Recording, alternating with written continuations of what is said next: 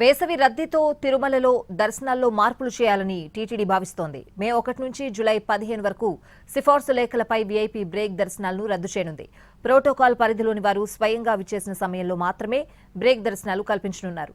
తిరుపతిలో సర్వదర్శనం భక్తులకు జారీ చేసే టోకెన్లు కూడా రద్దు చేయాలని టీటీడీ భావిస్తోంది. వైకుంఠం క్యూ కాంప్లెక్స్ నుంచే సర్వదర్శనం భక్తులను దర్శనానికి అనుమతించనున్నారు.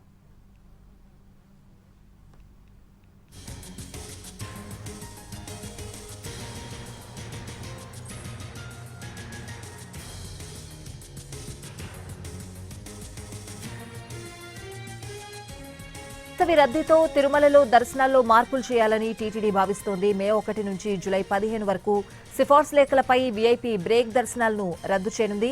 ప్రోటోకాల్ పరిధిలోని వారు స్వయంగా విచ్చేసిన సమయంలో మాత్రమే బ్రేక్ దర్శనాలు కల్పించనున్నారు. తిరుపతిలో సర్వదర్శనం భక్తులకు జారీ చేసే టోకెన్లు కూడా రద్దు చేయాలని టీటీడీ భావిస్తోంది.